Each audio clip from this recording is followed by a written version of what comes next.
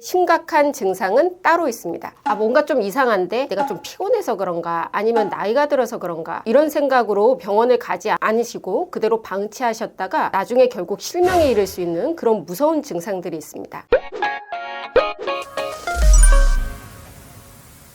안녕하세요. 망막 전문의 배소연입니다. 보통 환자분들은 거울로 봤을 때 눈이 좀 빨갛게 변하셨거나 아니면 이물감이나 이런 통증이 느껴지실 때 뭐가 좀 잘못됐구나 이렇게 생각하고 심각하게 고민하시는 경우들이 많습니다. 근데 사실 이런 경우는 아주 가벼운 증상일 경우가 많고요. 저절로 호전이 된다거나 아니면 치료를 조금만 받으셔도 좋아지는 경우가 많아요. 그런데 심각한 증상은 따로 있습니다. 지금부터 방치했다가는 실명에 이를 수 있는 세 가지 증상에 대해서 말씀드려 볼게요. 이 영상을 보는 분들은 이런 증상을 놓치지 않고 꼭 안과에 가셔서 소중한 시력을 지키시기를 바랍니다.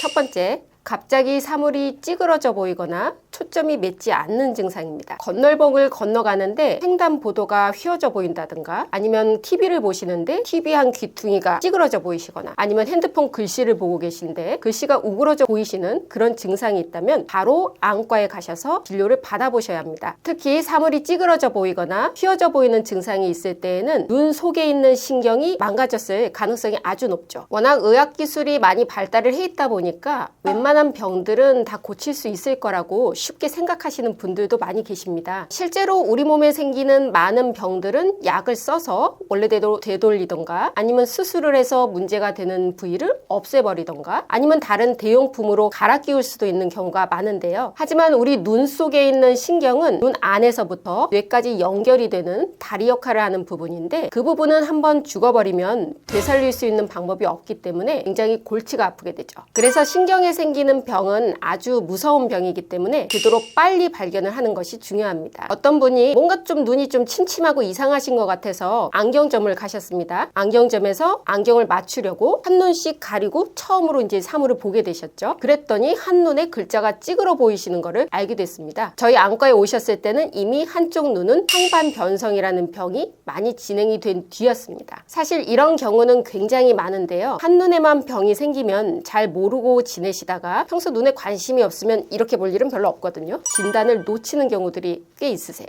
두 번째 증상은 보이는 범위, 시야가 좁아지는 겁니다. 갑자기 보이는 범위가 커튼이 내려온 것처럼 가려 보이는 게 있으실 수가 있는데, 이런 경우도 눈 속에 있는 신경에 문제가 생겼을 가능성이 높습니다. 특히 보이는 범위가 갑자기 좁아진다면 이거는 응급질환일 가능성이 높아요. 어떤 환자분이 운전을 하시는데 뭔가 좀 불편했습니다. 하지만 그날은 그러려니 하고 좀 무시를 하셨죠. 근데 다음 날이 돼서 또 운전을 하시는데 유독 한쪽 차선으로 차선 변경할 때 뭔가 좀 불편하신 거예요. 시야 확보도 잘 안 되시는 것 같고요. 그래서 결국 이상하다 생각하고 저희 안과를 오셨었죠. 그래서 저희가 검사를 했더니 망막박리라는 아주 무서운 병이 발병을 하셨었고, 그래서 응급수술을 진행한 적이 있습니다. 또 한편 시야가 부분적으로 가려 보이거나 색감이 좀 달라져 보이는 증상이 있을 경우에는 시신경에 염증이 생겼을 수가 있습니다. 아주 빠르게 증상이 진행이 될 수가 있기 때문에 적절한 시기에 적극적으로 대처를 하지 않으면 문제가 커질 가능성이 높죠. 그리고 또 어떤 경우에는 시야가 전체적으로 좁아져 보인다든가, 아니면 운전을 하시는데 위쪽에 있는 신호등이 잘 보이지 않으신다든가, 계단을 내려가실 때 아래쪽이 제대로 보이질 않아서 발을 헛딛는다든가, 이런 증상이 있어서 안과를 오시는 경우들도 있는데요. 이런 경우는 시신경이 죽으면서 시야가 일부분이 손상이 되는 녹내장이라고 하는 병이 있을 가능성이 높아요. 또 어떤 경우에는 빨간 물감을 풀어놓은 것처럼, 아니면 먹물이 탁 퍼지는 것처럼 부분적으로는 뿌옇게 보이고 부분적으로는 맑게 보이는 그런 증상으로 병원에 오시기도 해요. 이런 경우에는 눈 속에 피가 났을 가능성이 높아요. 눈 속에 피가 터지는 질환은 워낙 종류가 많아서 일단 안과에 오셔서 피가 터지게 된 이유를 파악하셔야 하는데요. 당뇨병을 앓고 계신 분이라면은 눈에 당뇨 합병증이 진행이 되면서 출혈이 생겼을 수 있습니다. 마지막으로 세 번째는 눈이 빠질 듯이 아프면서 두통도 있고 약간 구역감도 있으면서 잘 안 보이시는 그런 증상이 있습니다. 이런 경우는 저는 눈이 아프다는 통증이 있기 때문에 비교적 빨리 안과에 오시게 되는 편인데요. 이런 경우는 눈 속에 있는 압력이 급격하게 올라가는 급성 녹내장일 가능성이 높아요. 우리 눈은 동그란 공 모양인데요. 그 안에 일정한 압력을 유지를 하고 있습니다. 이것을 저희가 안압이라고 부르죠. 그런데 갑자기 눈에 문제가 생겨서 축구공에 바람을 빵빵하게 채워넣은 것처럼 눈 안에 있는 압력이 올라가는 경우가 생길 수가 있어요. 그 혈압도 높아지면 고혈압 약을 복용하셔서 혈압을 떨어뜨리시죠. 그런 것처럼 눈 속에 압력이 너무 높아진 채로 오랫동안 유지가 되면 시신경이라는 데가 죽어나가게 됩니다. 일단 시신경이 죽어버리면 나중에 약을 써서 안압을 떨어뜨리든 뭐 이렇게 해봤자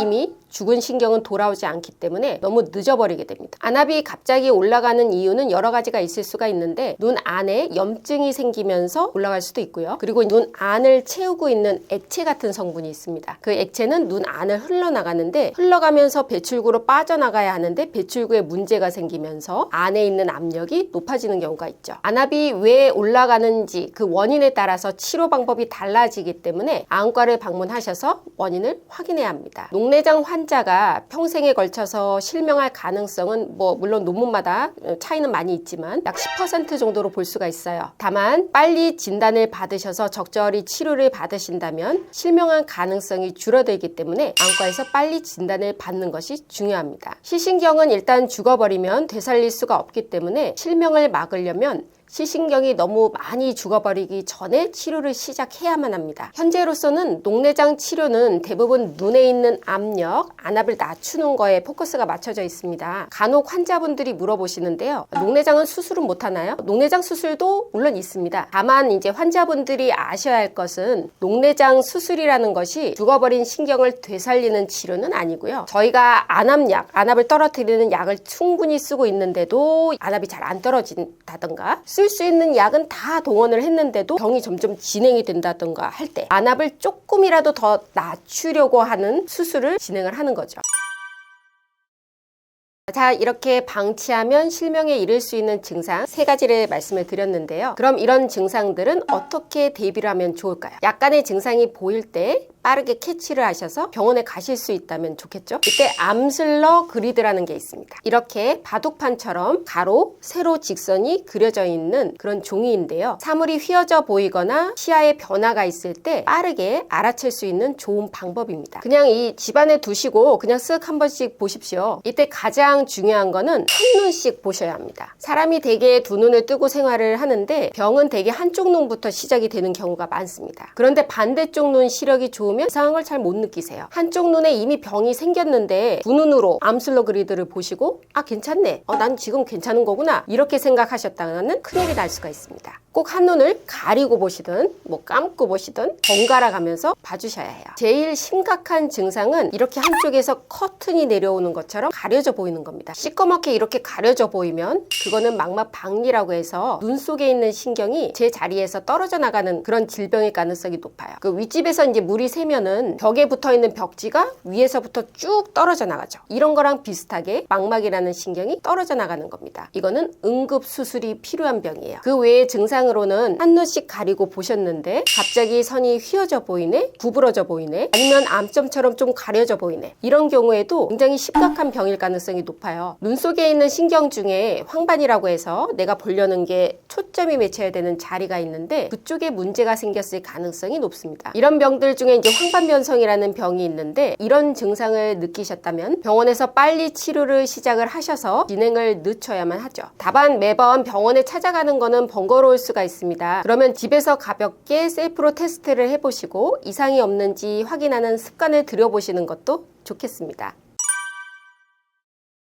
사실 제가 앞서 설명드렸던 질병들은 예방하기가 굉장히 어려워요. 워낙 눈 속의 신경이 망가지는 병이 다양한 데다가 갑자기 병이 생기는 경우도 많고요. 담배를 많이 피우시는 분들은 폐암에 걸릴 확률이 높아진다. 이런 것처럼 위험한 요소들을 한두 가지로 꼽을 수가 없기 때문인데요. 문제가 생겼을 때 때를 놓치지 않고 빨리 발견하는 것이 가장 좋은 예방법이겠습니다. 다만 미리미리 안과에서 검진을 받으신다면 조심해야 될 부분들을 먼저 알 수도 경우도 있으신데요. 사물이 구부러지고 휘어져 보이는 증상은 황반변성이라는 병에서 흔한데요. 요즘에는 건강검진을 워낙 잘 받으시다 보니까 건강검진에서 아직 증상도 없는데 황반변성을 미리 발견하는 경우도 있습니다. 이런 경우에는 아주 초기 단계이기 때문에 특별히 치료가 필요하지는 않고 주기적으로 점검 정도만 해주셔도 되는 경우들이 많죠. 아니면 망막박리로 이미 진행이 돼서 시야가 가려 보이고 이런 거는 아니시지만 망막 쪽을 점검을 했더니 신경이 얇아져서 나중에 문제를 일으킬 수 있는 자리가 미리 발견이 되기도 합니다. 이런 경우는 미리미리 예방적으로 레이저 치료를 해서 망막박리와 같은 큰 병이 생기지 않도록 막아줄 수도 있습니다. 오늘 영상에서는 실명에 이를 수 있는 3가지 증상과 증상을 발견하는 방법 그리고 예방하는 방법까지 알아보았습니다. 이런 증상을 잘 기억해 두시고 알려드린 증상과 발견하는 방법도 직접 실천을 해보시고요. 여러분의 소중한 시력을 지킬 수 있기를 바랍니다. 감사합니다.